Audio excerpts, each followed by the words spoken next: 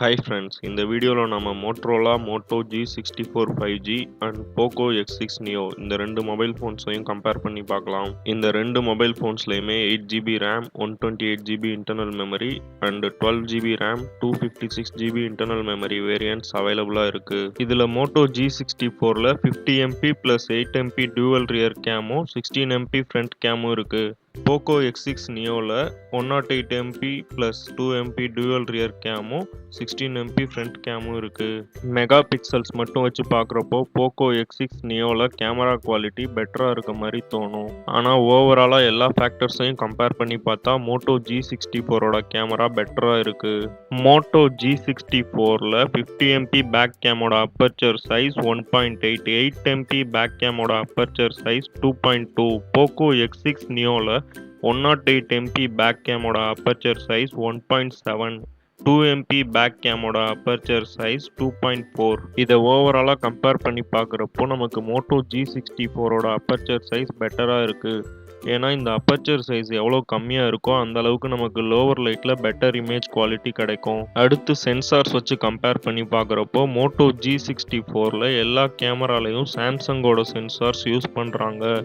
இது Poco X6 Neoவோட சென்சார்ஸை விட பெட்டராக இருக்கும். நம்ம ஃபோனோட கேமரா குவாலிட்டி செக் பண்ணுறப்போ வெறும் மெகா பிக்சல்ஸ் மட்டும் வச்சு பார்க்காம சென்சார்ஸையும் கம்பேர் பண்ணி பார்க்கணும்.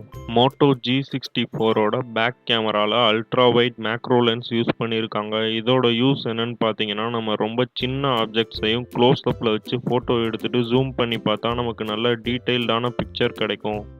அதே டைமில் டிஸ்டன்ஸில் இருக்க ஆப்ஜெக்டோட டீட்டெயிலிங் போக்கோ X6 Neoல மோட்டோவை விட கொஞ்சம் பெட்டராக இருக்குது. அடுத்து மோட்டோ G64ஓட பிரைமரி கேமராவில் ஆப்டிக்கல் இமேஜ் ஸ்டெபிலைசேஷன் அப்படின்னு ஒரு ஃபீச்சர் இருக்குது. இதோட யூஸ் என்னன்னு பார்த்தீங்கன்னா, நம்ம ஃபோட்டோஸ் எடுக்கிறப்போ டிவைஸை லைட்டாக ஷேக் பண்ணிட்டாலும் நமக்கு ஸ்டேபிளான குவாலிட்டியான இமேஜஸ் கிடைக்கும்.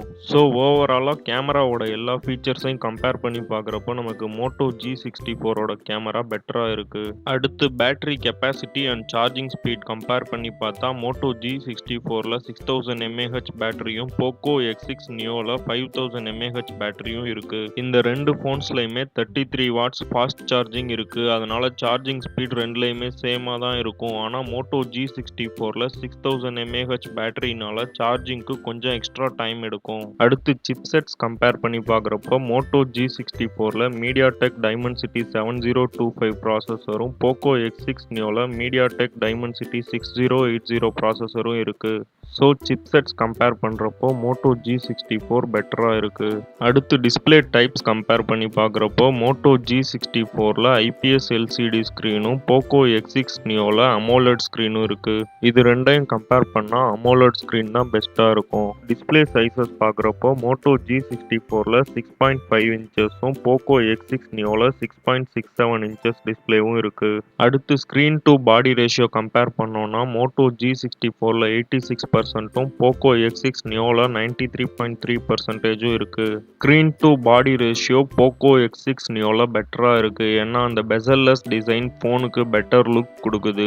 அடுத்து வெயிட்ஸ் கம்பேர் பண்ணுறப்போ மோட்டோ G64 192 கிராம்ஸும் போக்கோ X6 Neo 175 கிராம்ஸும் இருக்குது. திக்னஸ் மோட்டோ G64ல 8.89 mmமும் போக்கோ X6 Neoல 7.69 mmமும் இருக்குது. ஃபைனலாக camera quality, battery capacity and processors இதை மாதிரி இம்பார்ட்டன்ட் ஃபீச்சர்ஸ் கம்பேர் பண்ணுறப்போ எனக்கு மோட்டோ G64 பெட்டராக இருக்குது.